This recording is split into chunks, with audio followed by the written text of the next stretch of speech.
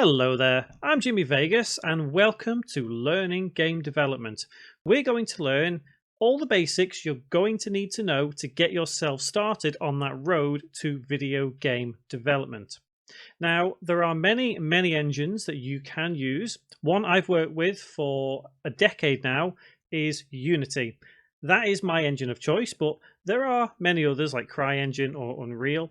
Obviously, I think it's down to personal choice. And the idea of all of this, what we're doing here, is to give you an insight of how Unity works so you can make an informed decision of whether you want to continue using Unity as your engine of choice or not. So first and foremost, let's get straight into it. Don't forget to click that subscribe button and don't forget to click on the bell icon as well. Stay subscribed and you can carry on with me with all your learning. So firstly, if you want to use the Unity engine, you will need to go to unity.com, as you can see right here. And the way this engine works is it presents you with a hub, and a hub is a way of storing all the different versions. Versions is something we'll touch upon later on. So how do we get started? Well, we click the big old get started button and that will bring us to what's something that looks very scary. Obviously, this channel is all about doing things for free. Developing for free, learning, understanding. So we are an individual and we are using it for personal use. And as you can see there, the eligibility is saying revenue or funding less than $100,000 in the last 12 months. Obviously for personal use, you're not going to get any funding or you're not going to make $100,000 in 12 months unless you are extremely good, at which point you will have no problems paying for some of the more expensive lines. So we need to click on get started and then start here and agree to download, and it will download something called the Unity Hub. Obviously, once that's installed, you would just need to get it all up and running and it will look a little something like this. Now, there are a couple of different versions of the Unity Hub. By the time you see this, it could be Unity Hub 3, 4, 5, whatever, but essentially it's going to be the same, whether it's version 1 or whether it's version 10, who knows. But all you will need to have is the installs and the projects tab up here. So what is this installs tab? This is all the versions that you have of Unity, and you can add different versions depending on which one you choose to have as your default and as your personal preference. Now, like I said, we will touch upon versions a little later on because there is a lot of information to go through when it comes to versions of Unity. So all we would need to do at this point is click on add, and personally I would recommend the recommended release. The reason I say this is because all these other official releases they could be somewhat outdated or they could be a little bit buggy, but generally I've found that even now Unity version 2018 and 2019 are absolutely fantastic engines to use. Obviously new features come in and out, but like I say, I would recommend whatever is selected as the recommended release. You would click on next and it will ask you to bring in the modules, and again this is something we'll touch upon later on, but essentially all we need to know at this point is what do you want to develop for, and let's select it and click done, and it will install. It may take a little while to install depending on your connection and depending on your specs of your PC. But once you've done that, you will click on projects, and obviously you can see all the projects that I currently have and what I'm working on, and we would need to click on the arrow next to new and then select whatever version you wish to use. So for example, if I was to choose version 2022.1, I would select this one, and then I can choose from various templates that we can see right here, and these are known as different render engines. You may have heard this in the past, where you've got the 3D, we have the HDRP, which is high definition, and the URP, which is the standard one. Most projects that you will work in are likely to work within 3D. However, if you're aiming for something quite intense, I would go with the high definition render pipeline. Things do work a little differently, but you may need to upgrade, do whatever you need to. But for all intents and purposes, 3D will normally do you just fine. So you would name your project right here, and you would also choose the location of where you want to save it. Then you would click on create. So I think at this point it's worth noting that the Unity Hub in and of itself is a great place to store everything. If you ever close the Unity Hub and need to come back into it, your project will be saved right here. And you can see the target platform. You can change it if you need to. Obviously that's modified, but you just need to select it and it will indeed load that project. Again, it's something that may take a little while. It's something that may take, a couple of seconds. It depends on your PC mainly. If you've got an SSD, obviously the alpha, the time it's going to take is considerably less. So you may also come across this slightly before. So it's saying basically if it's saved with a different version, you just need to reconfigure it or re-import it. This is usually when you change versions or when you update or when you use, in this case, an alpha version, which I have. So all you need to do is just click continue and it will bring you straight into your actual project. Now, this is going to take just a couple of moments to load in. So in the next video, what we're going to do is we're going to go through the basics of Unity itself. And we're going to talk about what things are for and what they are. And hopefully by the end of all of what we're doing here, all 12 sections of this series, you will know where to go, what to do, and then I will also show you what you can do from here on in to learn more and more. So hopefully I will see you guys around in the next video, and if this is the long version of the video, I'll see you in a second.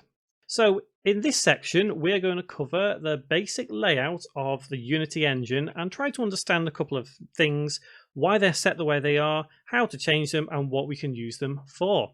Don't forget to click on the subscribe button and click on the bell icon as well to stay up to date with every video in this series and everything else on game development on my channel. With that in mind, let's get to work. So the first thing I want to work with here is changing how Unity looks. Now this is the default layout of Unity, it's also the light theme. And a lot of people do prefer to work with the dark theme. So let's change that first and foremost and see how it looks. So if we go to edit up here, we can go down to preferences, and obviously there are a lot of different preferences. This is a massive game engine. I don't expect anyone to fully understand everything in all of this, and to be honest, there are some things that even I don't fully use or know what I could use them for, but I know everything I need to know to get things done. Anyway, let's change the editor theme from light to dark. You don't necessarily have to do this. It is a personal choice, personal preference. It's how you want your editor to look. So let's stick with the dark theme for now, and let's check out all of the options that we have here. So here we have the hierarchy. What is the hierarchy? It is a place or a panel that we can select all of our objects that exist in our scene view. So main camera is selected and we can see it selected here in the scene view. These two go hand in hand quite well, because this is where we build our game in the scene view, and this is where we can see everything in item format. So we can see the light and the camera. So by default, when you create a new scene, this is pretty much what you'll get within that scene, and we can move things around if we want to by selecting these arrows, moving up and down. All I'm doing there is holding down the left mouse button, and if I hold down the mouse wheel, we can pan around. And if I hold down the right mouse button, we can shift around and look wherever we need to. Next along, we have the game view. The game view is a way of actually playing what we have created in the scene view without the need to physically build the game itself. So if we were to press the play button up here, it would basically just quickly compile what it needs to, and then we'd be able to play what we have created. So if we'd, say, made a little dragon that flies around and we could control it, we'd physically be able to play it in engine inside this window, as long as we have play mode set on. Next, we have the asset store. It's not existent in some versions of Unity, and I think I mentioned previously we will talk about versions, but as of, I think, probably 2019, it was removed. Not entirely sure why this even exists now in the Unity engine. It may get removed at some point, but if you do have it and you get confused by all of this, don't worry about it. So there's a message there saying it was 2020.1 onwards, which would have been released in 2019, so yeah, that makes sense. Next, we have this little section here known as the tools. Now, a couple of versions ago, they used to be up here in this section, but now they are here by default, and it's up to you how you want it to be. I mean, you could move it up to the top, you could move it down the bottom, and you can see how it's snapping by selecting the little blue section. So again, it really is up to you how you want it to look. Over here, we have the inspector panel. The inspector panel is probably the most complex bit of all of this layout. It's where all the information for each individual object is stored, and they're all stored via something called components. A component is a little add-on that you can add to any object to basically define what the object can do and what it can't do. Every object by default should have a transform component, and we can see here that if we move this around, the position is changing as well. So the transform holds the position, the rotation, and the size of any object. So we can physically change these if we need to. So if we want to change the Y rotation to 70, we could physically type it.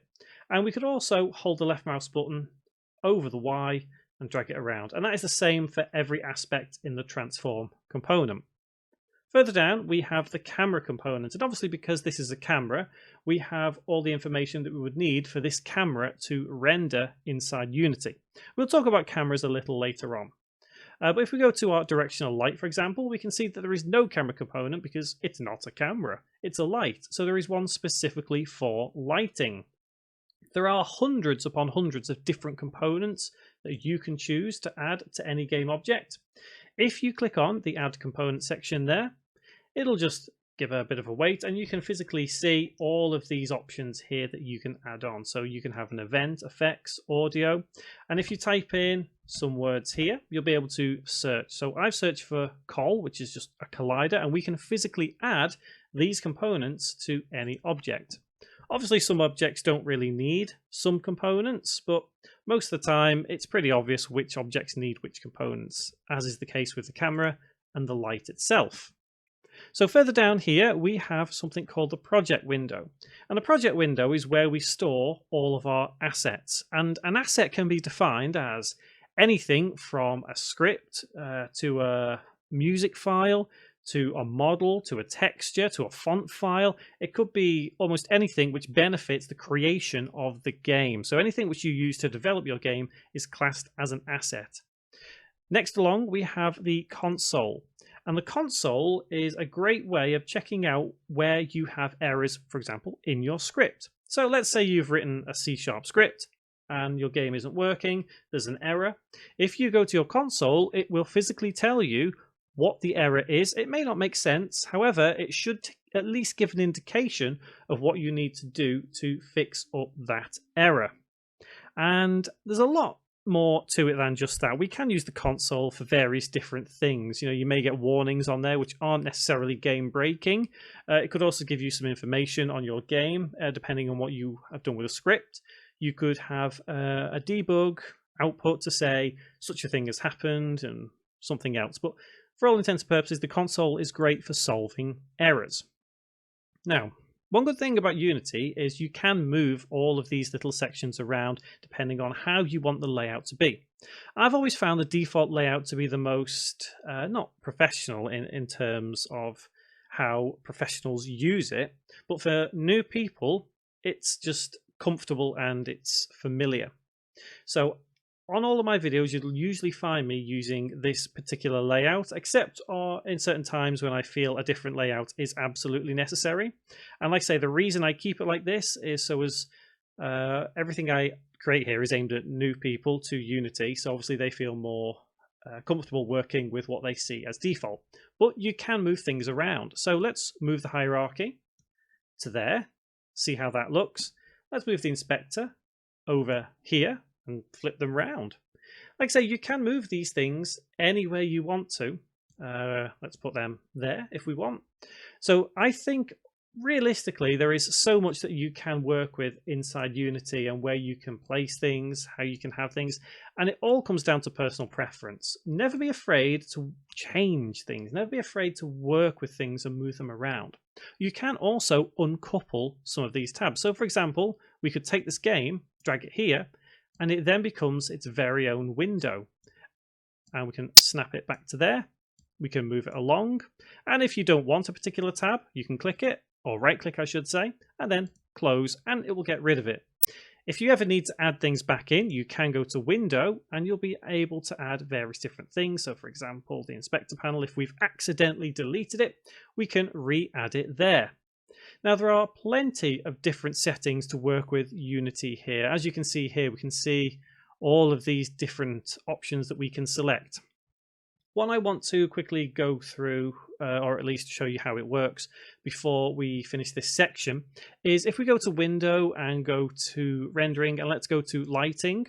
This is a good example of items and menus that are kind of hidden. They're not visible by default, but they are massively important. So lighting obviously is very important within the game, and we can see that there are so many different settings here. I think for a lot of new people to game development, a lot of these settings just seem so off-putting. They may make you feel it's too much, but honestly, my advice would be never be afraid to explore, never be afraid to change things. And if you don't understand things, there are plenty of resources, whether it's myself or whether it is Unity, the company themselves, who have the information. That help is always available. So there are many different things that we can work with in Unity, and I think next time we're going to touch upon versions. It's massively important to talk about versions and platforms when it comes to game development. But at this point, this is how Unity looks, this is how we can work with it, and if you're a bit afraid or a bit off-put by how it looks now, let me know in the comments. You know, I want to try and alleviate those fears. I want to try and help you become a game developer. Obviously, you've come to these videos because you want to learn how to make games, and that's what I'm here for. I'm here to help you take that first step into game development. We all have to do it. So, yeah, we all have to start somewhere. Hopefully, I'll see you around in the next video. Thanks. So, Unity as an engine has existed for a very, very long time. It's existed for longer than some people have even been alive. So many, many years ago, the very first version of Unity I used was version 4. And then in around 2015, version 5 came out. And from 2017 onwards, the naming convention of the engine switched from a numerical to a yearly implementation. That's why we see versions such as 2018, 2019, 2022, 2023 at that point. So there are many different versions of Unity, but essentially they all function the same. There are major changes here and there, but if you're following a tutorial from, let's say, 2018, it will still function perfectly well in 2024. Yes, I know there's 6 years difference. However, the version itself doesn't physically matter in terms of game development. There are things that have moved around, and there are sections which may have shifted completely or have been deprecated, but there are replacements for those. So, one thing I want to talk about mainly is the difference between, let's say, version 2017 and version 2022. There is 5 years difference, but the engine itself is physically the same. It will look roughly similar to this, but there are things that have moved around. And a lot of people do get confused by the versions of Unity. They think because they have a different version of Unity than the tutorial they're following, that that's the reason things aren't working. 99.9% of the time, that isn't the reason. Version is never likely to be a reason for something not working. It's either usually like a scripting error, or if they can't find something, it's moved around. So a classic example of that is many years ago in an older version of Unity, if you went to Window, you would be able to find here the lighting settings. At one point, they then moved it into a submenu for rendering. So if you ever are following a tutorial and cannot find where something is, you just need to basically maybe do a little research or look around in some of the submenus. But like I say, essentially, it's all the same. If you fancy going back a couple of years in time and installing an older version of Unity just to see how it was, you can do that in the hub. So if you were to click Add, you can see here the official releases go to 2018.4. However, you can go to the download archive and basically download versions from years and years ago. If you wanted, you could go all the way back to 2015 and download version 5 if you want to. I mean, I wouldn't recommend it now. I think Unity as an engine has evolved well enough at this point that you don't need a version that old. It's probably also worth noting that your PC specs are vital when coming to game development. You can't have a potato PC for developing. Honestly, it may work, but it'll be slow and you won't be able to test it properly. And it is amazing the amount of people that I see trying to develop on such low spec PCs. I think just as some bare minimum specs, you should probably have at least an i5 or equivalent processor, probably at least 8 gig RAM. Ideally, if you've got an SSD, that would be perfect. But I know a lot of people don't particularly have them. They still use the old hard disks, which that doesn't make too much of a difference. You know, the SSD is more for speed than anything. So let's talk a little bit about platforms as well. Now, when we made the installation, we had the opportunity to select a couple of things. So let's say, for example, we want to go to the recommended release, select next, and here we have all the platforms. So we have the Android, we have the iOS, we could select tvOS, Linux, Mac, UWP, Windows build, some documentation and language packs and whatever. So these are the platforms that we could theoretically develop for. Now, if we come off this and go into Unity itself, let's say that we've decided we want to build for Android at this point. So we could go to File, and then we can go to Build Settings, and it will give us the option to change our target platform. And you can see here that I don't have some of these things installed in this particular version. So you would just need to open the download page and get that installed. Now, there are some platforms that you can't develop for unless you have the correct license. For example, a PlayStation platform, you do need a license for that. And you can see it gives you a little message there. And you can select the platform module installation, and it will help you. It will guide you into the correct place to do it. Again, you can see I don't have any of these installed, but if you do decide you want them, you can download that module and get that platform on there.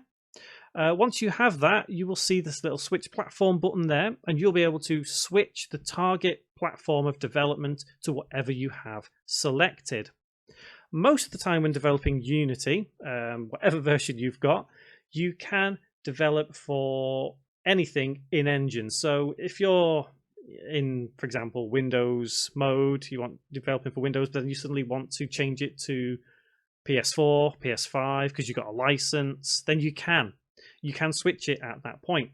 It's worth noting, though, the bigger your project file is, the longer it will take to switch over. It's not necessarily an issue, but it's just something to keep in mind. So going back to versions, you can have multiple versions of Unity installed at any one time. And although I think I mentioned it, I have the alpha installed here for 2022.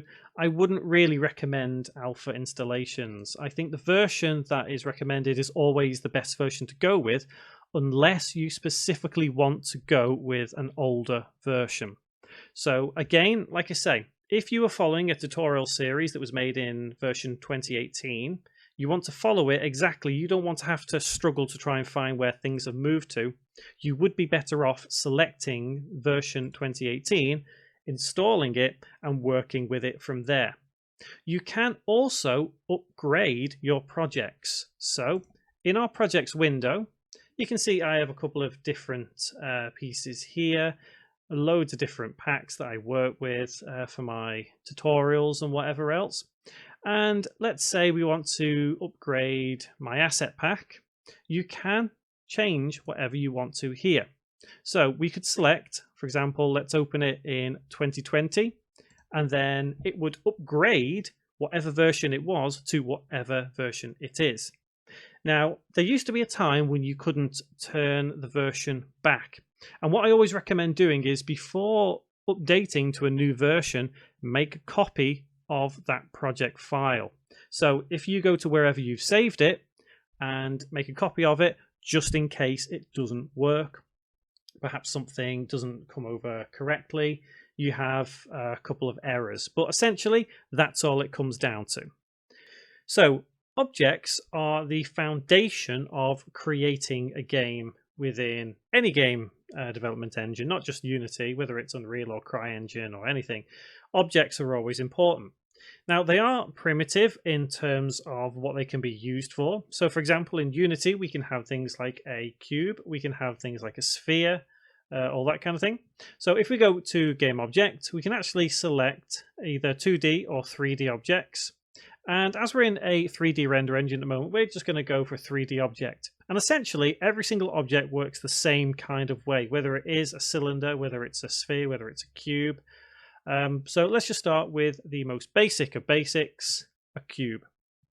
Now, the reason I always like to do this, just scrolling my mouse in there so we can see it closer, panning around so we can see. The reason I go with a cube is because it is, like I say, the most primitive object. It's the most basic thing that we can play with, but they're also incredibly versatile and can be used for various different things. So, for example, we could quite easily use a cube as a floor, as a wall, as a ceiling, as a collectible, as a container to hold a model inside. They are so useful in every sense of the word. So this cube, for example, we could change the position of where we wanted it. Let's have it center of our scene. And center of the scene is always going to be at position 0, 0, 0. So let's do that. 0, 0, 0. And you'll notice that it has disappeared. Hence the reason why I zoomed in, because I wanted it to disappear. And if we want to quickly find it, we can actually double click on that item in the hierarchy. And there it is. And let's zoom out so we can see it, and let's move around and pan around so we can see it down here. So you can see that the lighting is having an impact because we can see it slightly darker here. And again, this all comes down to object placement and how things look and their rotation, their position, their size, all kinds of things. So objects are vital to creating anything inside a game engine. For example, if we were to change the rotation of this cube now, so let's change it on the Y, hold down the left mouse button and change it, we can see that the sides of that cube changes depending on how this light is shining. If we were to change the rotation of the light, you can see it changing as well. So the quicker I do it, we can see how quickly it changes, particularly on this side. But if we do it on the X, we can see just how much it changes otherwise. So, like I say, position, rotation, and size of objects are massively important. I really cannot stress that enough. So going further into objects, if we go to Game Object again and go to 3D Objects and choose something like a plane is a flat object. And we can see here, if we zoom out, we can no longer see the cube. However, if we pan ourselves down, we can no longer see the underside of the plane. Now you'll notice this a lot in various different types of games, particularly ones that are open world or kind of closed off, that you never get to see one side of an object. So it could be a building in for example, a driving game. You never get to see the other side of the building, so those sides are never physically made. It's only the bits you see that essentially are made and are textured. So what are textures and materials? Well, these can be applied to objects to make them look different, colourful, actually useful. So if I move the plane just there, so we have the cube sat on top, we can theoretically create a colour to place on these. So if we go down here to our project window, if we right click, go to create, and there are a lot of things here. Don't worry about these. Obviously, this is a simple series to get you into game development, and I do have plenty of other tutorials that you can understand a lot more of this stuff on. But we essentially just need to create a material, which you can find roughly in the middle of the list in pretty much any version. So we can call this red. And what we'll do here is we'll create a simple red coloured material. So if we select the colour just here, we can select from the wheel the type of colour we want. So we now have it red. And we can add that material to our objects. Now, if we drag and drop this onto our scene, it will kind of temporarily apply it to anything it crosses over, so don't worry too much if things go a little bit astray. What I mean by that is if we drag this material and place it there, you'll see that that's changed, but I've not let go of my left mouse button. So we could see what it looks like until we drop it on there. So let's drop it on the cube. And there we go. That cube is now red. So let's say we want to have a green or dark green kind of plane beneath it. We can do the same sort of thing, or we could actually duplicate this red. So if we hold Control and press D on our keyboard, it will duplicate that material. And it's not just materials that you can duplicate anything, whether it is an asset down here or whether it is indeed an object up here. So you can see I've just duplicated that cube. It's a very useful thing to have when you're creating games, and when it comes to your very first game, it's always best to stick with these kind of objects, primitive, simple, and gain the understanding that you need to create something bigger and better. Let's rename this. So let's rename red to green. But what I'm going to do is I'm actually going to apply this material to our plane here. And then we're going to change it real time. So we can change the color right here. And as we change it, you can see that it is changing in our scene itself. There are many other settings that we could have on materials. We could change it to be a bit more metallic, a bit smoother, not so smooth. I guess it just depends how you want it to look. Now, with textures, you can apply an image to the albedo just here, and it will texture whatever object the material is attached to. So if we add in a bit of a camo texture, it would add that camo texture to every face of the object. We're not going to do that at this point because realistically there's no point delving too far into this. We just need to understand how objects work and how we can use them, move them around, and manipulate them in all kinds of different ways. So like the rotation, we could have like that. We could have that like that. And if we put it in there, it is going to float inside the air itself, even in the play mode. But again, that's something that we can work with a little later on. So going a little bit further, there are different objects that we can have. Like I say, there's 2D, there's effects, there is light, audio, all kinds of different things. So as one more quick example of something that isn't quite so primitive as a cube or a sphere or anything is a particle system. And you can see if I select it, we can see things moving in our scene now. And a particle system is a great way of creating effects, something like a fire or a spell that would occur. And there are a lot of things to go through here, but as I say, I cover a lot of this on my channel in different tutorials anyway. So if you already know what kind of game you want to create, whether it's a racing game, a first-person shooter, driving game, a really fast driving game, an RPG, anything like that, you can find them on my channel anyway. But if you want to learn a little bit more, then I will see you in the next part, which is going to be about cameras and what they're useful for, how you can use them, and just how great they actually are when it comes to development. So let's start by fully exploring what exactly a camera is in Unity. So this scene by default came with a main camera. And if we click it, we can indeed see a little render down here. And what this is exactly what the camera can currently see based on its position, rotation, and everything else you would need it to be. So obviously parts of this camera section here reflect what we can see here. So let's go through a couple of basic things and understand why a camera is important. So if we were to press play now and try and play the game inside our game window, we can see it happen.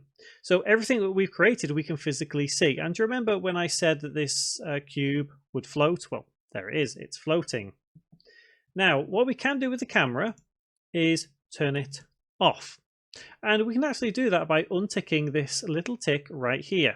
And that applies for any game object inside the hierarchy. You can turn it on and off just by using this little section here. But what that does mean is when we press play, we won't see anything. We'll get a warning or an error saying no cameras rendering. And what that means is that this camera is turned off, so we physically can't see what's occurring in the game. So much like any other object, we can move it around, we can pan it around, do what we need to. But obviously the camera itself has its own dedicated component, and it's this camera component which becomes important in many different ways. Now, the main things that you can work with here are things like the field of view. And whenever you change things in this particular section, you'll be able to see the change occur here. Whether you have the game view uncoupled or not, you'll still see what the camera can see just here. So if I change the field of view, we can see that is the kind of effect we're going for. And if we press play and render it in our game window, we can also do it real time while the game is running. But one thing to note is if we stop this game view now, this will reset to what it originally was. And again, this applies to any actual object that we're working with. So whether it's a cube, whether it's a model, if we change something in that game view, it's just going to reset to what it was before we pressed play. So going back to all of this here, we could change things like the projection from perspective to orthographic. And the difference here, you'll be able to see if we go and click on our game view. The perspective view is basically how you would expect to see the game being rendered. And the way you could interpret orthographic is basically a flat version of that. So yes, it looks a bit weird like that. And if we were to move the rotation, we can see exactly how that is rendering on the screen. So it's giving the kind of 2D version of what is 3D. And although it's not specifically great in this term right here, it's actually a very useful thing to do for certain cameras. You can have multiple cameras rendering at any one time, but it's not always necessary. I think it just depends what you're trying to create here. You can end up having overlaying cameras, having different things being rendered. And again, that's something I cover on various tutorials on my channel whenever you go through a series. So for now, let's change it back to perspective. Let's change the field of view back to 30. In fact, we'll change it to 60. And we can also change the clipping planes. And what these clipping planes are is how far ahead the camera can render. So if we change the far to 0, we'll basically remove everything, so it can't see anything at all. If we have it as 2, it still won't see anything. Now, if I have this moving slowly, you'll see things start to render inside our window here. See that there? Changing that view there, that's basically saying the camera can only render that far ahead. And we can kind of use that to our advantage, because if we move the camera closer, you can see in this little main camera render window here that things do start appearing the closer the camera is. But you can also use it the reverse way. Having it near like that means that only this section of the camera will ever render. So again, if we move this camera here, you'll see that only certain things ever get rendered in this little window here. So nothing in front of here and nothing behind there. So it's just a little technique that you could use for various different things. Cameras, as I say, are always so important within video game development, and I cannot stress enough how important it is to get it just right, because they can either make or break a game. There aren't too many settings with a camera, but there are different things that you can do. For example, we can make it look a little bit better if we change it to deferred. However, this is a bit more memory intensive, and you would also have to work a little bit more. So something like post-processing obviously is more intensive, and post-processing again is something I cover on my channel. But essentially, to get the game working, you just need the camera, and by default, Unity has good default settings, so you don't really need to play around with it too much. But I would always just select things, change things. Like we've changed that solid color instead of having a skybox, and we can change that to whatever we would want it to be. So just a quick setting like that, and now our game looks completely different in the game view from the scene view. But that's just because of how the camera is rendering. So if we were to add another camera, so if we go to Game Object and click on Camera, let's move this camera somewhere here and click on Game. This camera is now the one that is rendering. But if we turn it off, we can see that that's the camera rendering our original one. And if we turn that off as well, and turn our original camera back on, obviously we end up back in that scenario. So what I would recommend more than anything, if you want to focus on something at this point, cameras. I so recommend just working with cameras and finding the best kind of visual that you can create with a camera, especially when it comes to things like the field of view. Don't overdo it, but don't underdo it, because then it just looks a little bit ridiculous. There are plenty of other settings to work around with and play with, but they're something that, again, you get further into development and learn new things and understand more. So in the next section, what we're going to do is we're going to start taking a look at some programming. Now, programming in Unity is always done in C#, so that's the language we're going to use. So video game development always comes down to programming. There are obviously sections that don't need programming, and there are even engines where you don't necessarily need to know programming to use it. Programming itself can be somewhat complicated and takes a long time to learn, but if you build yourself up gradually, it's actually a lot of fun along the way. Now, the way programming works in Unity is you create a script, you open that script up in whatever editing software you want. In this case, we're going to use Visual Studio, and it doesn't really matter what version of Visual Studio you use, the code is going to be the same.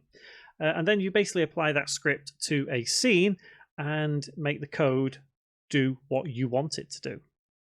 Now, a lot of people always get confused with versions, going back to versions again. Not in Unity this time though, but with Visual Studio. It doesn't matter what version of Visual Studio you use. It doesn't matter what software you use to write your code. The code is always going to be the same. So let's go through a couple of important things when creating code.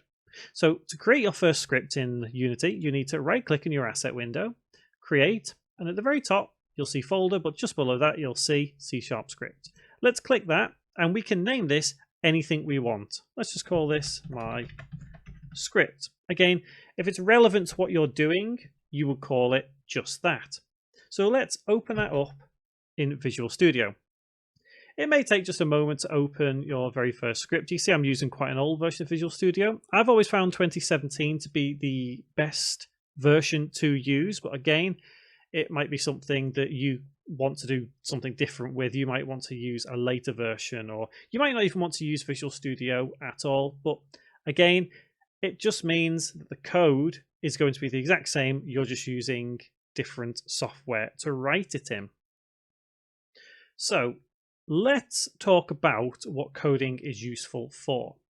So coding is literally useful for almost everything when it comes to sequences, when it comes to wanting the game engine to do something. So whether you want a character to move forward, you need a script for that. Whether you want to play a sound at a specific point in your game, you would need a script for that.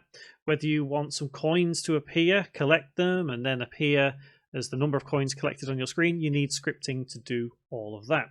So we're going to cover some of the most basic things that we need to use within scripting.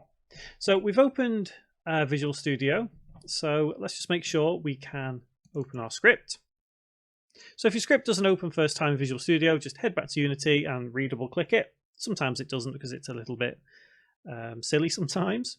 Anyway, this is a default script when you create one from Unity, and there are a couple of sections that we need to talk about first and foremost. The top section here is a namespace, and this is where we can add sections of a code to help the rest of the code understand what it's doing.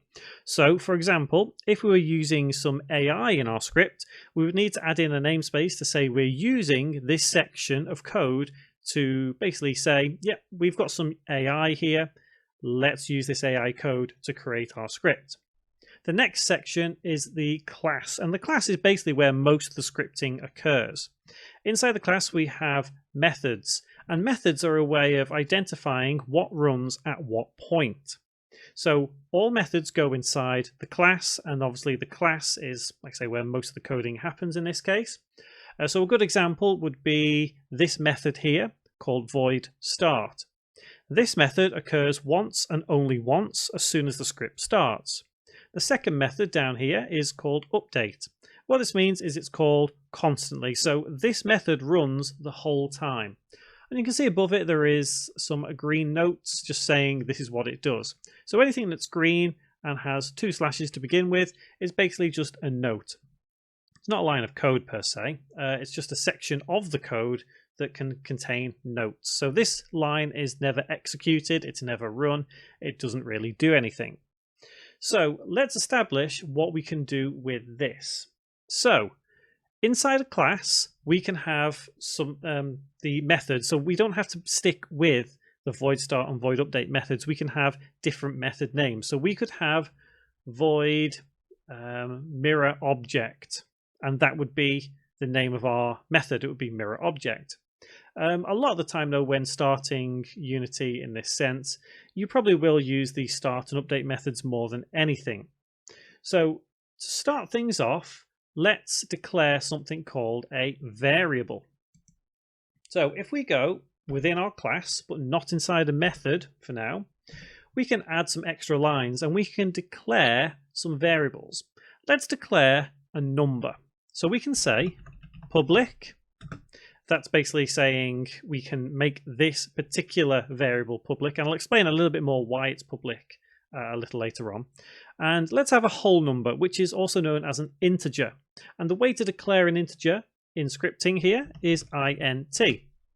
And then we can call it anything we want. We can call it transparent number, or we can call it easy number, or we can just call it something completely random at all, like subscribe to me. See what I did there? So let's call it subscribe to me. And you may have noticed I've done a little case S, uppercase T, and an uppercase M right there. That's known as camel casing, and it's probably the most common way of programming any language, not just C#, but like I say, any language. And we're going to finish this line off with a semicolon, which is just a little dot, and then there looks like a little comma below. And all that does is just closes that line off to say, yep, that's the end of the line. Let's execute the next line. And what I'm going to do is I'm actually going to save that script. So Control and S, or File and Save, whichever you want. And if we head back into Unity, it will compile that script. If there's any errors, it will tell you there's some errors in the console. But for now, all we've done is just declare one little variable, so it doesn't matter too much. Now, let's actually attach this script to our scene. So I'm going to drag and drop this script into the hierarchy and drop it on the cube. And if I click on cube now, you'll notice down here, we have another component, and that component is our script. And you can see there that subscribe to me is right there. So this is why we use public. So if we head back to our script and get rid of the word public and save, that variable is still declared. It is still in the script, but we cannot physically see it inside our inspector panel, inside that component. It disappears, but you can still use it. I usually like to have the word public just so as I can see things, especially when I'm debugging. When it comes to physical game development, you're shipping the final product. It's something you probably maybe want to prepare ahead for, but it doesn't matter too much in a lot of terms. It's just a nice way of seeing how things are working. So let's try another variable. Let's have public, and let's also have it as a decimal. So in coding in this sense, a decimal is known as a float. And we can have this named as click the bell with a semicolon at the end. So it's probably worth noting at this point, a lot of the time the code will end with a semicolon or a closed curly bracket or open curly bracket, or in this case, the parentheses, the open close bracket. Usually when you leave a line empty, like if we add another variable and we didn't have that, it would underline with a little error saying something wrong there. So just be mindful that that's the case. But what we can do is we can actually make this by default equal to, let's say, 1.234 with an F after. And the reason we put that there is because when coding in this term, we need to put F so as it recognizes that it is a float. So let's save that. And then if we head back into Unity, let it compile, we should be able to see that we have an extra variable there. And by default, it is 1.234. So let's try another variable. Let's have a game object as a variable. So we want something to occur with a game object, not just a number that we've created. So we could say public game object, and again we can call it anything we want. And let's call it this object with a semicolon, and save once again. Make sure you always save after you do things and need to check it out in Unity, because that way the script is saved and it does compile in the editor. And now we should get another variable appear in our MyScript component, and this time we can actually either select an object by selecting that little button and selecting whatever we want, or we could drag and drop and place there. So this particular variable always references that plane now, no matter what we do. So we could turn the plane on, we could turn it off. So if we press play, everything still functions as normal, no problems at all. Our script works just fine, all good. But let's say we want to turn off that plane as soon as the script starts. Well, this is where we start coding inside a method. So we could say this object dot set active, and in brackets false with a semicolon at the end, and save. So what have we done here? We've basically referred to the variable known as this object. We've told it what we want to do, in this case set it active or not, and then we've told it whether we want it on or not. So we've used a boolean to say true or false. So we are saying we're going to turn the variable known as this object off as soon as the script starts, because it's inside the void start section, which is the start method. So if we head back into Unity, let that script compile, and then if we press play, that plane will instantly disappear, so we'll never even see it. It's gone because we've set that as gone. And if we've selected the wrong object by chance, or it was the particle system we wanted to turn off, we could just replace that particle system over here and press play again, and the particle system will completely disappear. And you can see over here that it has faded slightly. That means it is no longer active. It has been turned off. So if we head back into our script again, and let's say we want to update our subscribe to me number constantly, we could say subscribe to me equals, actually no, we'll do it plus equals 1 with a semicolon, and save. So what this is going to do now is every single frame it's going to add 1 to the value in subscribe to me. So if we wanted to set it as 1, we wouldn't have that plus there. So if we head back to Unity once again, I was saying that a lot in this video, and if we press the play button, we should be able to see this number known as subscribe to me increase rapidly. It's not the most sensible thing to do, but it illustrates how this script is working and what can be done. You can see the script working real time, obviously, because we can see that value changing, but we can also change values of things just by doing that. Much like we did with our transform section up here, hover the mouse over, left mouse button down, and we can change that right there. So I know it's only a very, very simple script, but essentially these sort of instances are the core aspects of creating a script. And as I say, I go into way more detail on the other videos, but again, this is just something to get you started, to help you understand what exactly a script does. And I can't go into every single detail of what everything means in every script. It's something that you've now got the basics of coding. I have a nice series on coding in C#, and if you want to head to that, you'll learn a lot more about different aspects. But as long as we've got the ultimate basics of a script down, we understand what certain sections are for, how to declare certain things, we're well on our way to creating our very first game. So in the next section, what we're going to do is we're going to look more into assets for our game. But one thing I'm actually going to do before we end this, I am going to do that to subscribe to me and resave it. That now means that this is also, although it's a line of code, it's also annotated out. That means that line of code will never run. So just to illustrate that, if we head into Unity and press play once again, this particular variable will no longer change. So again, it's all understanding how code works and how it processes each line of code. So I've briefly touched upon it before when it comes to assets. And anything we create a game with is known as an asset. And as I say, it can be from a font file to a texture to a model to an audio file. It could be anything that we'd use to build a game.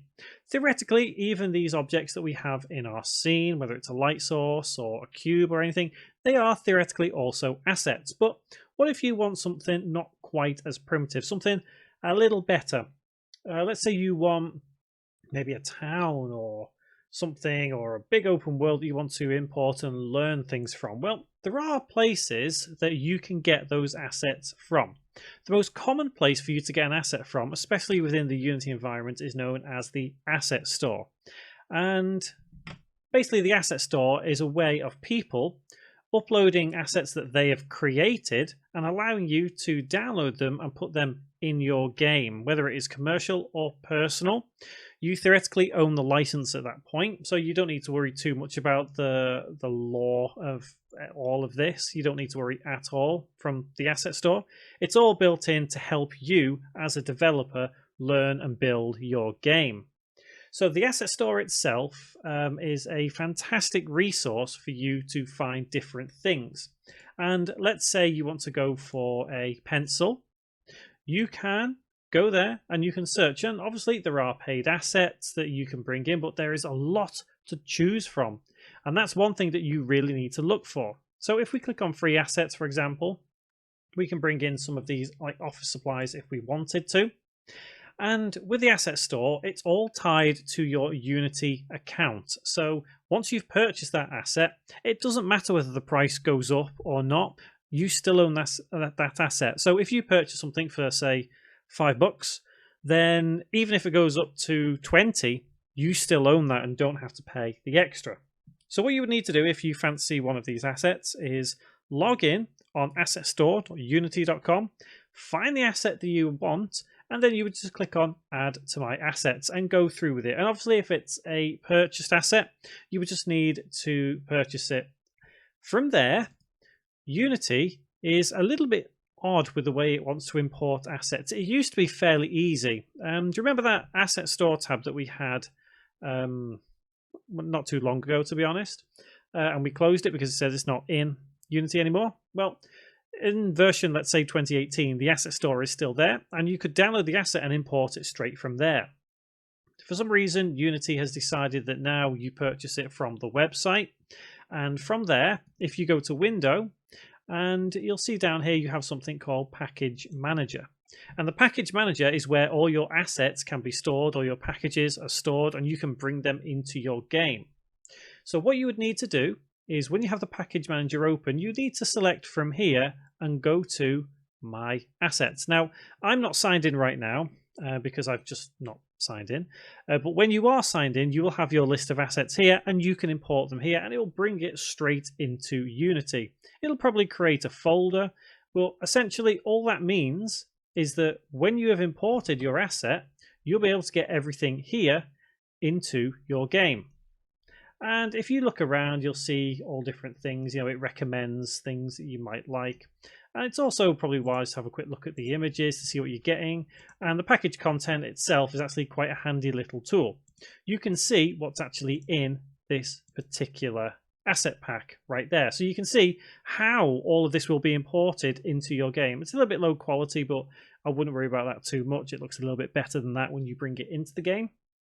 But this is how it will be imported. So you'll end up with a folder, in this case called Office Supplies Low Poly, in your asset window here. And you'll be able to select these assets, the textures, whatever you want, and place them wherever you need to in your game. So another place that I like to go to when I need specifically characters or models of moving people or animals or anything like that, or monsters, is Mixamo. And it's just mixamo.com. It's an Adobe website, and you can create an account for free. And what this would let you do is it will let you select various different characters or creatures or whatever you want and apply animations to them, as we can see here. And then you can download that and bring it into your game. And as I said with many other things before, I've got more extensive stuff on my channel for all of this. This video is more of a cover of where you can get assets from. I mean, there are other places that you can get assets from, a couple of other more reputable websites, and you can also make your own assets in something like Blender or Maya or 3D Studio Max, if you know those. If not, there are channels on YouTube that have really, really good in-depth tutorials on how to build things in 3D modeling software. I don't specifically do that. My expertise is more in Unity rather than 3D modeling. So I tend to try and go to one of these places to find the assets I need. And the asset store, you can find quite literally almost anything on there. Anything you need, you would be able to find on the asset store. So I would recommend going there first and foremost before anywhere else. And if you're prepared to pay some of these prices, that's perfectly fine. If not, look for the free ones, because there are some very high quality free assets on the Unity Asset Store. In fact, I do have a playlist of hundreds of assets I've reviewed, which ones are good, which ones are not so good, and which ones will be useful for things. Well, again, that is a nice playlist on my channel. So essentially what it comes down to is when you've got your assets in your game, you'll be able to just drag and drop them into the scene and you have everything rendering itself. And the great thing as well is you can create your own assets within Unity in like its own container file known as an FBX. And what that essentially does is it creates an asset of what you've got in your scene. So, for example, I'm going to place this cube inside the other cube, and I'm going to drag and drop that asset into there. That means that asset of cube now contains both of those, and we can move them both at the same time. It does also mean that if we drag and drop this cube down here in the asset window, it becomes its own asset. It's a prefab now. Rather, I said FBX before, didn't I? I meant prefab. Obviously, I meant prefab. And you can then drag and drop that into your scene. So you've theoretically created your own little asset there. So what I would recommend, like I say, is exploring the asset store as much as possible, because there are so many cool things that you can use as assets in your game, whether you are making a shooting game, a puzzle game, a driving game, anything like that. You'll find the right assets for your game in there. So definitely worth a look. And as for Mixamo, everything on there is free. There are some fantastic models on there you can use as characters, as enemies, all kinds of things. So yeah, that's mixamo.com. And for the Unity Asset Store, it's assetstore.unity.com. Go and explore them and then come back, and then we'll carry on, and we're going to look at some physics. Physics are fun in Unity, so we're going to explore it. So physics should really go hand in hand with collisions. And what I mean by that is it's all good and well having physics exist in your game, but if there's nothing for the physics to collide with, there is no point to it. A good example would be if this cube right here had physics attached to it, it would fall to the ground. However, because this plane isn't set up correctly with its collision, it could fall straight through it. So let's put that into practice. So I'm just going to uncouple this cube first, bring it there. Okay. So it's probably worth noting that we have to unpack that prefab first. So if we right click, and you'll see all list here, the prefab you can unpack completely. So the reason it's done that is because we created that, didn't we? Last time, that prefab. But either way, we can now uncouple it. So let's apply some physics to this cube. If we quickly go to our game view, we'll be able to see it's this cube that we're applying the physics to. If we go to add component, and we can search down here for physics, and the one thing we want to deal with more than anything is known as a rigid body, and this will apply gravity as long as it's ticked. So if we press play now and observe what happens, we now have physics. So I have slightly modified this plane, but it actually has a mesh collider on it. And if we were to untick that mesh collider, we would be able to see fall straight through. So this is what I mean by saying physics and collisions go hand in hand. So everything that needs to have physics or be affected by physics needs to have a collider on it, unless you want to do something for some other purpose. For example, if you actually want the cube to fall through, then obviously you wouldn't need to have the collider on there. This actually gives me a good opportunity to go to the console as well. We keep getting this error, and if going back to scripting here, we know that it doesn't like it because basically we don't have anything attached on here because we created that extra prefab, didn't we, on there. So in times like this, you don't need to worry too much about it, but it gives me a good opportunity to show you what the console is for. So we're going back a little bit there, but either way, let's keep exploring this. So we've got the rigid body on here. Now we can play around with the rigid body as much as we need to. We can change different things to make it react differently depending on what we want it to do. And I think a lot of the time, just the basic rigid body with the basic settings will be enough for what you're trying to achieve. So if you do want to play around with the physics settings, then you can do it. But just make sure you do have the collision settings exactly right as well. Another thing to note is when something is a trigger. So if we tick is trigger and press play once again, we'll see that fall through, even though this actually has that mesh collider attached. So what we're saying here is because we're using this as a trigger, it means that things can pass through it. Using a trigger is very useful in video game development for sections where you perhaps want to walk through and a sound plays straight away. That is what we'd use a trigger for, but that comes down to physics and collisions once again. So you can think of it as anything that would happen within the Unity environment, whether it be walking somewhere and trying to play sound, or whether you've got some rocks falling, something like that. It's all down to physics and collision. They go hand in hand, and I cannot stress that enough. There are different ways to play around with the physics. So if we were to take this cube, hold Control, press D and duplicate, and intersect them round about there, if we press play, we'll end up with something a bit peculiar.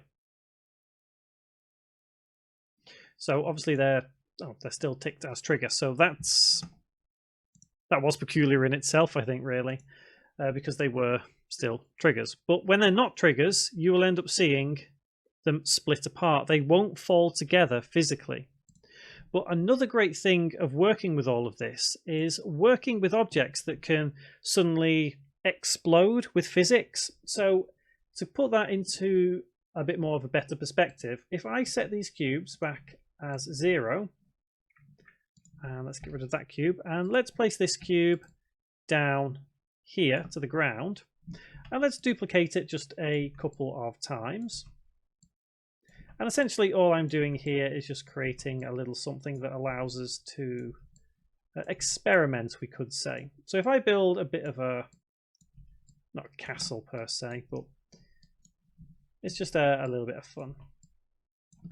So you can see here, all I'm doing is just putting a bunch of these objects together. And remember, all of these have the rigid body attached. And we should see something mildly, yeah, there we go. So they're staying still.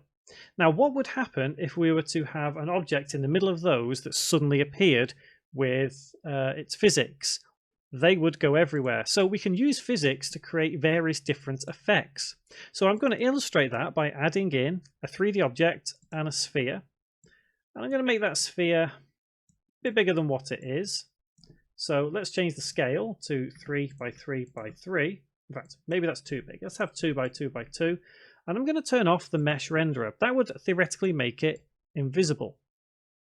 So if I then turn that off and then press play, and then turning the sphere on, not a lot will happen until we actually attach a rigid body. But we can use this to our advantage. If I turn on the mesh renderer once again, we can see in the scene view where that actually is. So depending on how you want to play around with a lot of this, you can have some awesome things happen. So you can see there the actual objects themselves moved. So if I turn the sphere, keep it off, press play again,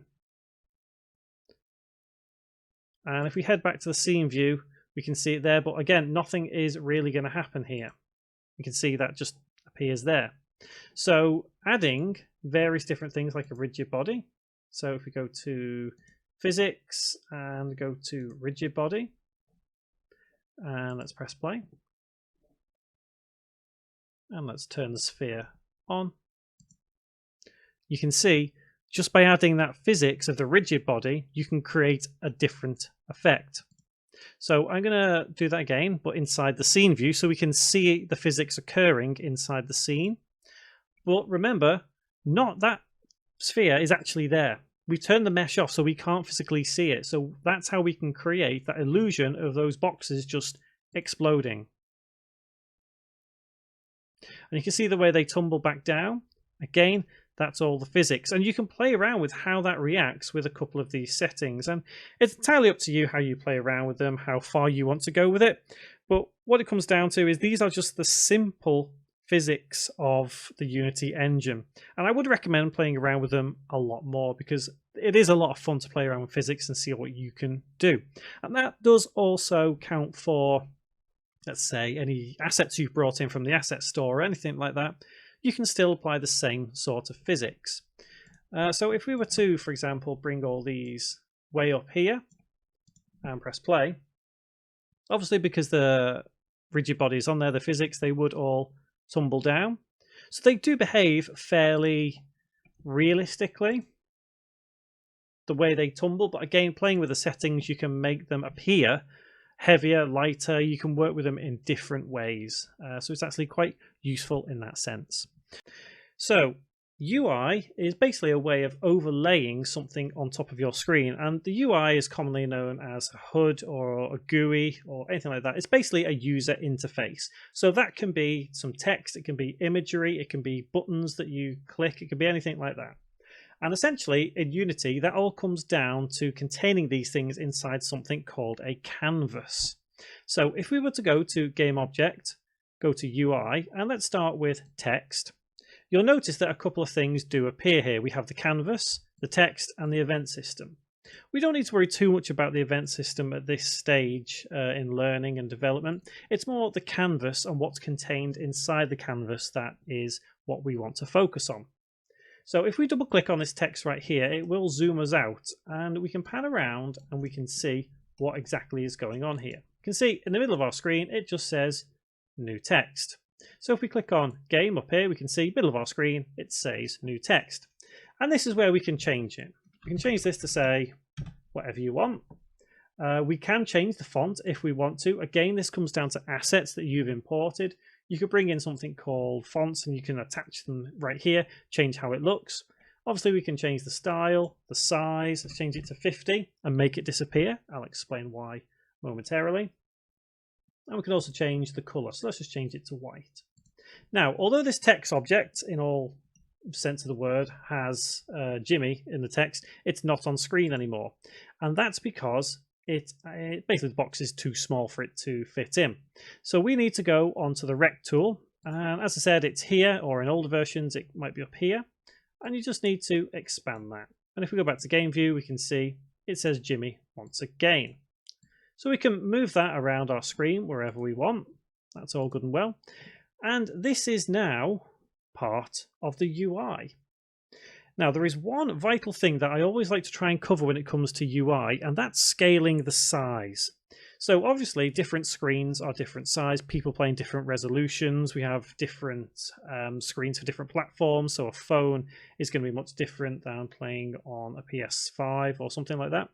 So on the canvas itself, depending on what you want to aim for, I've always found it necessary to play around with the canvas scaler. And the canvas scaler allows you to basically automatically adjust all of your UI to whatever screen size the person is playing on. So if we change it to scale with screen size, we can then set a default resolution. And obviously in this day and age, HD is the minimum resolution that people should be playing in, 1080. People might be in 4K, or you might even want to aim for 8K. So you would put that resolution in here. So for example, if we were just doing 1080p, we'd go 1920, 1080, and then we'd match the width and the height perfectly in the middle. So it's 0 for width and 1 for height. So I always like to have 0.5 to match it perfectly. So to fully illustrate how this actually affects the screen itself, I'll show you a little later on. But for now, let's add in a couple of other things. So let's go to Game Object once again, UI, and let's add in a button. Now, a button can be used for different things. I'm not going to show you how to code a button in this video. It is, again, something I've got on my channel. Extensive tutorials on how you can code a button to do various things. But essentially, the button itself is a way of, maybe it could be start game or load game, but it is a physical button that you can click. And if I click it, you can see it changing. There are settings that you can play around with on that button. I suggest playing around with them, changing what you can. Don't worry about doing too much to it, about changing things or accidentally breaking things. You can't really break these things at all. It's something for you to work with, test, play around with. Other things you can do, you can have some UI which has some we can have an input field drop down, we can have raw images, and obviously that raw image could be an image of a bullet to represent some ammo, and you could have it next to some text that says 1 of 6 left in your clip or something like that. And all of this represents all UI that you can have on the screen.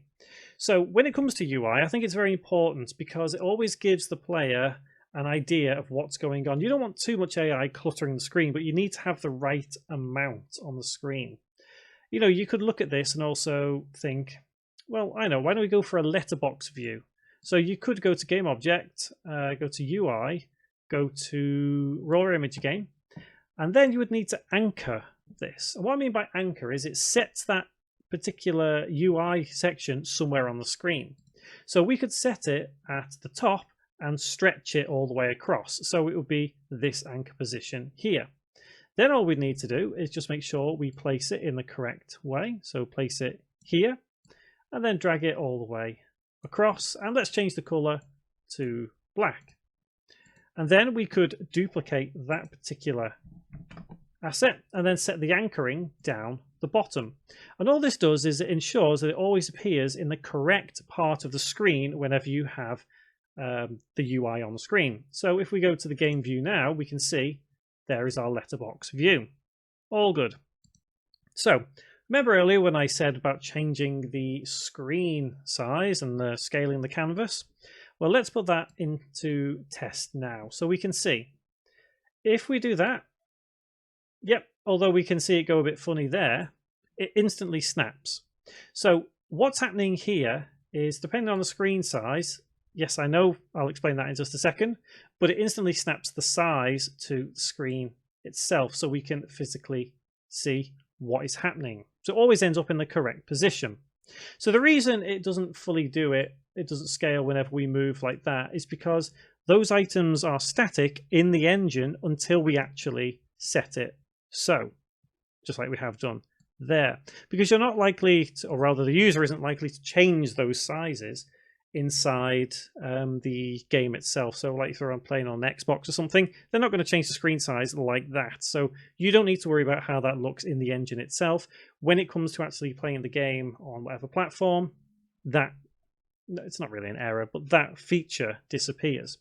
To put that into perspective again with changing it back to constant pixel size, if we press play and have a look how it looks now, that is how it would look, which looks a bit silly. And if we pull that out and change that, you can see that it just doesn't fit. If someone's playing this game on a screen that size, it just looks a bit silly as opposed to, having it a larger size.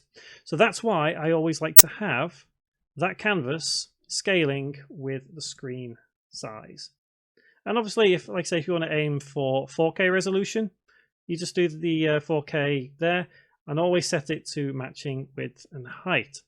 Now, there are loads of other things that you can add to the UI. You can have panels, you can have input fields like I say, scroll bars, all kinds of stuff. You can also use things like Text Mesh Pro. That is going a little bit more in depth rather than just standard text. So I think it's something that you can import. Yeah, there you go. You can import it into there. You can bring it into your game if you want to do it that way. If you want to do it the standard, original way, no problem. It's entirely your choice at the end of the day. But I think the main thing to note here, any type of UI that you bring into your scene goes in the canvas, scale the canvas correctly, and everything should look just fine from when you take it out of Unity into the build itself. Now, I know that doesn't look fantastic because it's just something I've quickly put together. But like I say, long story short, as long as you get the UI just right, you won't have any problems. So never be afraid to add things to UI and play around with your, well, like I say, it's HUD or GUI, whatever you want to refer to it as. You can always change things and make it look how you want. So what is a scene? Now, it's something I've not really spoken about up until now. We've dealt with all of this here in something called the scene view. But what exactly is a scene? You can think of a scene in its simplest terms as a level, just something like that. So, for example, each level in Crash Bandicoot would be a scene, specifically created just for that section. So this here is its own scene. And if we created a new scene, everything here would disappear and we'd be able to build something brand new.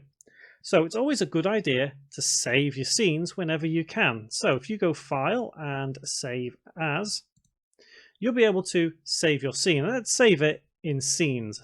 There already is a sample scene, and that is the one we are in. And we'll call this, I'm just going to call it Jimmy, because why not? That's me. So that has saved now, but where has it saved? It's saved in this folder called Scenes, and we can see here, there's that sample scene, and there is Jimmy. Now, these are technically assets. So whenever you create a scene, it's an asset because it's something that you can modify. Now, we are currently in that scene Jimmy, but if we open up that sample scene, which was the scene because Jimmy is just a duplicate of that sample scene. Oh, no, it's not. It's because I didn't save it. That's why. So there we go. That's an even better example because I was going to delete everything in sample scene, but we can see those two scenes are completely separate objects. So we can add, let's add a 3D object. Let's have a sphere. Let's have a massive sphere just because we can. There we go. And let's save that scene. So that scene has a sphere and this one has everything that we created originally. So you can use scenes to go from one section to another. So you've got to think about it in terms logistically in games themselves. So let's take Grand Theft Auto, for example. When you load up Grand Theft Auto, you'll be presented with the Rockstar logo and then maybe a couple of other things, you know, the engine name or whatever. That is likely to be a scene that has all those logos laying on top of each other one after the other. You could then have another scene, which is the main menu. And that main menu could have, you know, some background. It could have all the fonts on there, all the buttons that you need to click to go to the game. And then when you click on New Game, it takes you to, you know, the start of the game, which is another scene. So you can think of the progression throughout a game as going from scene to scene. Let's take Crash Bandicoot, for example. We start the very first level, and that is scene 1. When we finished it, and we've counted up all our boxes, and we go to the, you know, the main world, the islands, that's another scene. And then we go to level 2, that's another scene. So how does Unity know what scene is what? Well, it's all done via coding again, using scene management, but we have to tell the engine specifically what scenes are within the build. So if you remember going to File and Build Settings a while ago, we had something called Scenes in Build at the top, which I didn't even mention. So we can drag and drop our scenes into here. You'll see each one be assigned a numeric value. So when you come around to coding within your game and you want to move from one scene to another, you would be able to use that numerical unique value to move from one scene to the next. And each and every scene can be created however you want. You can always create a brand new scene. So File, New Scene. And again, you can either have it the basic built in, or you can just have it an empty one. Again, this one is the default one that always comes up whenever you start Unity, but you can have it empty if you want to. I believe this kind of stuff only appeared after Unity 2021, I think. Like in early versions of Unity, it just created the new scene for you. It didn't give you the option. But you can just create that new scene from there. Obviously, again, if you add in more objects, so let's add in a cube this time. Let's have it 200, 200, 200. Let's rotate slightly so we can see a little bit of a difference. And then save that scene as, let's go into there and put it as QB. So then we have that other asset called QB. And we can switch between those scenes quickly and easily. So imagine that was level 1, level 2, main menu, all those different things. And each time you create a new scene that you want to have in there, all you would need to do is just drag and drop into your scenes in build. Now, it's important to always remember that when you're creating very in-depth games, it's always best to have a new scene whenever you can have a new scene. Obviously, with a massive open world, that would more than likely just be one single scene, and you would build that massive world. Because it's unlikely that you would go from one scene to the next inside an open world, because that would require some loading and it wouldn't be quite so seamless. So there are certain sections and certain points that you wouldn't need multiple scenes for. But when you're creating a game which has multiple levels, that is where a scene would be necessary. So long story short, you can think of a scene as your building level. Each one for each section. And they don't necessarily have to be levels. Like I say, there could be a credits scene, it could be a main menu, it could be an options menu. Each scene could be used for something like that, and you can just interchange between the scenes using coding and using that unique value of scene number. And again, I have all of this on my channel in various different tutorials, much more in depth than this. Again, this is all just kind of quickly covering things to get you started on that road to game development. So I'm actually going to head back to the Jimmy scene, which has those red cubes. And I'm going to zoom into that cube right here. And what I think I'm going to do is I'm going to remove the script that's attached to it. And we're going to animate this particular cube.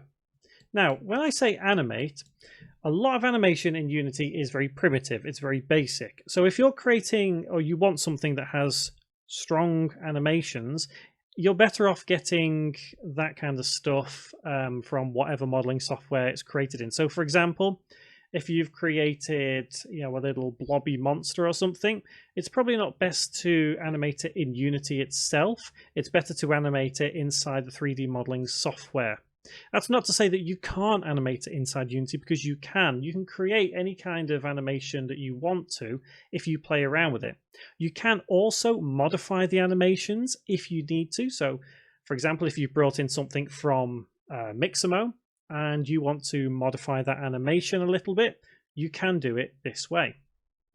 So to get the animation tab, you can click the 3 little dots anywhere. You can be up here in the hierarchy and inspector down here on the project window, and you click on add tab, and you just need to click on animation. And that will bring up this little window down here. And you can see a little bit of a timeline going on here. And that's generally how we create that animation. Now, I'm not going to go too much in depth. As I keep saying, I have some videos on my channel which go much more in depth with animation than this. This is just to help you get started. So let's have that cube selected. And then what we can do is we can click on Create Animation Clip. And then call it whatever you want, save it wherever you want. And then all you would need to do is hit that record button. And you'll see this turn a darker red. That means we are now in record mode. The most important thing to note in all of this is the original position and rotation and scale of this particular object. We need to set a keyframe. So let's say I want to change the scale constantly, just constantly move that scale, so it looks like it's pulsating maybe. So what I like to do is on the very first keyframe at 0, I would normally set it as 0 and then set it back to 1 on all 3 of those, just to be sure. So that now starts like that. So we're working in 60 frames a second. That's just how this works. But you can also click in various positions inside here if you want to. You can select the frame right there. So let's go 60, for example. Not 6050, 60. And then let's change the scale to, let's do it on the X and Z of 2 and 2. And if we then go to frame, let's say 120, we could set that back to 1 and 1. And what that will do is it will repeatedly play that animation so it looks like that cube is pulsating. So you can play around with the settings, whether it's position, rotation, scale, color, anything you want to within the animation, and it will set a little keyframe right there. And you can see it's all set along here with the little dots. That represents where they are. So if we press the record button once again, and if we press play, I'm hoping we can see it in the game view. We can see it just there, but if we go to the scene view, we can see how that animation is working on there. So we're animating that cube and making it look like it's pulsating. And we can also modify all of this. So if we go on the cube again, and if we go to the animation just here. So if I untick that loop time, that means the animation is only going to play the once. There's not a lot more we can do with it after that. You can see it's done that and it's now stopped. So unticking loop time means that you can animate something like a gun that would only fire the once. It wouldn't constantly fire unless you wanted it to. And this kind of stuff is useful for when you want to create a script that when you press, for example, the mouse button or press a key, it will animate just that once. Now, animations, like I say, can be very versatile, but they can be very primitive at the same time. So let's say we want to modify this animation. So if we press the record button once again, and let's go to frame 30, and let's say we want to change the scale of the Y to 4. And let's say we want to change the scale of the Y again here to 1. So pressing play once again, we should be able to see the changes that we've made like that. So going back to project and going back to the animation, let's click loop time. And what I'm going to do is I'm just going to hide the canvas. I'm going to turn it off just so as we can see this animation working a little better. So let's untick there and then press play. And we should be able to see this crazy animation now occur. Cool. And as I said, we can use this in so many different ways. It's so easy to play around with this animation and do different things depending on what you want it to do. Like, for example, this plane, we could make that change, we could make it rotate, we could do all kinds of different things if we wanted to. But the very basics of animating are just that. You would select, in this case, we've just changed the scale or whatever else and just played around with it. So let's say, for example, let's change this once again. And we'll start with a rotation on the Y at 0. So let's set that as 1 and set it as 0 just to make sure we do set that keyframe. You just have to make sure that it is set here and does have that keyframe there. So let's say by frame 120 that the rotation is now going to be 90 degrees. So it's basically rotated 90 degrees over the course of 120 frames, which matches each of this. And we can see that all the keyframes are being set. So it's always good to check that we do have the correct section here and the keyframes set just there. Press the record button to stop recording, and if we press play, we should be able to see that extra animation occur. Cool. That looks weird. So, like I say, animation is best done, to be more advanced, it's best done inside the modeling software that whatever object is created in. But creating simple, cool animations like this in Unity, you can actually create really unique animations just by doing this. And it's something that you probably should play around with to some degree to understand what the animation does. And I know that's very simple, but it's just coming to terms with what you can do in Unity. So this last video is going to be all about just me briefly explaining a couple of things about Unity and where you can go from here, what you can do now to further develop your skills. Don't forget to click the subscribe button and click on the bell icon as well to stay up to date with all the tutorials I upload to my channel on game development. There's loads of them and there's loads to learn. So over the past hour and a half roughly, we've learned a little bit about Unity. We've learned where to get it, what we can do, what we can play around with. And I know a lot of this may seem very basic to those people who know Unity, but you have to remember that all of what I do is aimed at getting new people into game development. Hopefully, I've got you really hooked at this point, especially if you've already looked at my channel and all the different things you can develop. So just quickly going to the Unity Hub, and you can see a lot of things that I play around with, all the different projects I have. And you'll see a lot of these are various different things that I have on my channel. For example, the Resident Evil clone that I do. If you wanted to create a Resident Evil style game, I've got that. A Grand Theft Auto style, I've got that. First person, endless runner, all different kinds of games. So I think it's wise at this point that you need to understand what kind of game you want to create. You've learned some of the very basics, and now it's time for you to build something good, something decent, something pure. Reference there. So let's say you want to build a first-person shooter. You now have the basic knowledge. You can now go to my first-person shooter tutorial series and really go into that a lot more knowledgeable than you would have if you'd have just tried it straight away. Like I say, I aim to get a lot of people into game development. I don't necessarily want people to go straight into advanced tutorials. The series that I create always start out as basic series, but by the end of them, what you've learned is at least an intermediate level. And people always ask me why I don't create advanced tutorials, and it's based on a person's opinion. So what people consider advanced may not be advanced to somebody else, and what someone may consider basic may be advanced to somebody else and not fully understand it. So there is no definition of what is an advanced tutorial and what isn't. In my opinion, you just need to create at your own pace, learn what you want to learn, and build your own game. So like I say, we've learned various different things in this series, and we've done various different things. Make sure you always save scene. That's one thing to learn. Versions aren't too important, remember. They don't really matter too much. Things just move around from time to time, but they're always still there. Coding is never a version issue. It's always, well, I say it's always down to user error, but you may come across things every now and again which don't fully work with whatever version, but the odds of ever coming across a version error when coding is slim to none.